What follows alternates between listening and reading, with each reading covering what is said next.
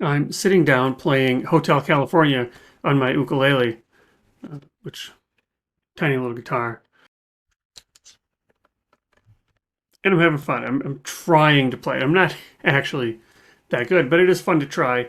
It's far less daunting to me as a non-musician than a guitar with too many frets and too many strings. This is manageable for me, and I can kind of play something that almost sounds like music. Strumming the uke is fun, but at some point it's just kind of rhythm ukulele. It's just there's no melody. It'd be nice to have some melody. Now, a voice singing would be an obvious choice, but unfortunately I can't sing, so I'm trying to figure out ways that I can get some kind of a melody.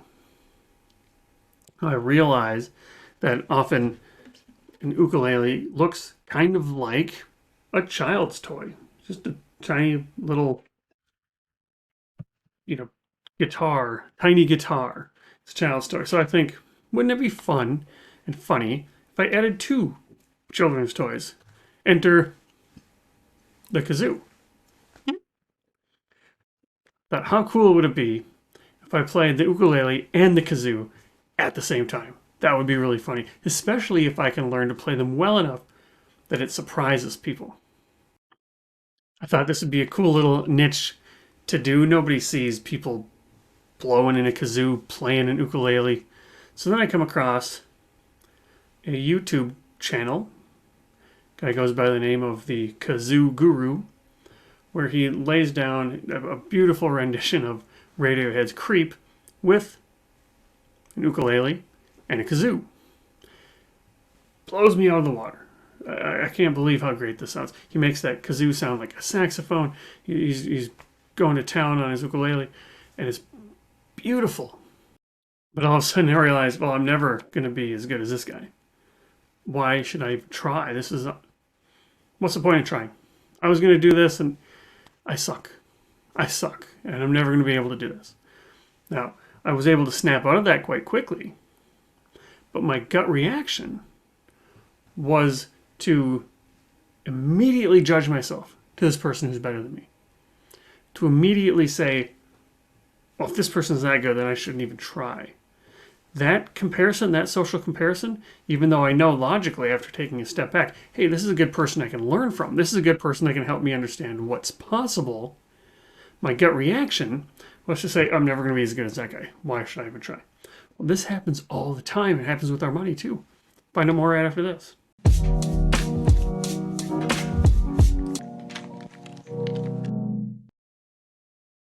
Hey, it's Derek Hagan. I'm a certified financial therapist here with another Money Health presentation talking about social comparison. Now, here's me. These are all my aspects of life, right? Those levers are slid up to decent levels. Well, you notice I'm not the best at any of those. And that, for me, tends to be how I have lived my life. This kind of, I'm not the best Excel person. I'm not the best developer. I'm not the best at automation. I'm not the best at this software. I'm not the best at running. I'm not the best at football. But I'm pretty good at a lot of things. But I kind of fell into this trap of not being the best. And that got me into this negative feedback loop. Now, when you look at, kind of factors that bring happiness, there's easy things to do and there's difficult things to do. Now, the easier it is, it's easy to stay the same, right? The status quo, that's how things are right now. That's easy. That's what everybody does. That's trying to keep up with the Joneses. Some people try to be the Joneses. It's easy to look around and compare yourself to other people and fail to measure up, or do things you think will help you measure up, which is not going to bring any happiness. Even if you become the Joneses and everybody envies you, you're not likely to be happy. You don't have to look any further than celebrities that check into treatment and worse, right, in their lives. Now, it's more difficult to compare yourself to past versions of you. I shouldn't be comparing myself to the kazoo guru. I should be comparing myself to how well I played these instruments 2 weeks ago. And 2 weeks from now, I should be comparing myself to how I play today. Not to how well somebody with a very specific YouTube channel plays. That's nonsense. But it's hard to rewire your brain to do that. But we do it because it's very easy. It's easy because if you're thinking about personal success, you could look around and see what people are doing to become the most happy. People that are using happiness as their ultimate currency. The be all, end all, I only got this much time, a few dozen trips around the sun, then I'm out. How do I spend my time? Well, I should spend my time in a way that could bring me happiness. But you can't look around and really see who's happy, who's content. You can't see that.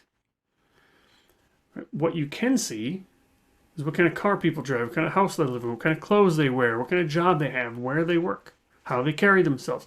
You can see that stuff. It's too hard to measure happiness. So we insert money and success, at our jobs as a proxy for personal success because it's easier to measure. But then we end up in a situation where we're pushing this happiness rock up a hill. Trying to, anyways.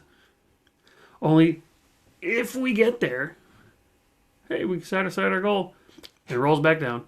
We start over because we have to set a new goal because we're on this hedonic treadmill. Social comparison has always been bad. It's always been a thing. And it's made worse when the Joneses aren't our literal neighbors. Once TV became a thing, you got a glimpse of how other people were living. Kind of got this maybe with some movies and news radio programs. But then there was a jacked up version about the 80s. Lifestyles of the Rich and Famous comes on. And that goes into the 90s. In 2000, a more modern version, MTV Cribs, pops up. That gives us a glimpse in how other celebrities live. It's a proxy for how we think we're supposed to live. Okay, so that's bad enough. But now, social media. And social media says, I don't just get to see how celebrities live and my neighbors. I get to see how all my friends are living, except it's not everything about your friends. Everybody has bad parts of their life and good parts of their life. And nobody rushes to social media to brag about how crappy their life is. Those fights that I had, that bad day that I had, that crappy view that I have, all that stuff gets dropped. I'm not going to show you those.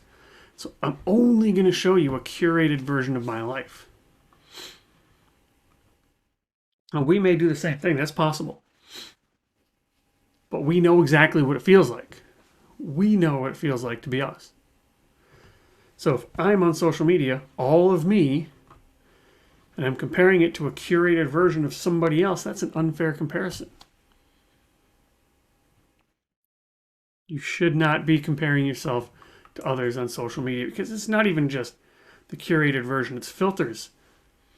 Right? It's editing, it's taking the picture specifically to cut out the dumpster that I live by so you can kind of see that mountain back there or whatever it is. It's an unfair comparison, a game you don't want to play. So remember, money. Money was the proxy here. But how do you want to measure personal success? We can't stop ourselves from comparing. That's hardwired in. What we can do is change which of these variables or any variable that we want to use to measure personal success. Is it wealth? Is it really wealth? Be honest with yourself. Or is your success in life going to be measured by how happy you are, or how much time off you have, or how much family time you have? What's the yardstick that you want to use? And I argue that you should connect your life to your values. However you measure your life, it should be at its core connected to what's important to you, connected to who you want to be, the person that you want to be remembered as, the person that you hope other people talk about you as. That's how you should measure your life.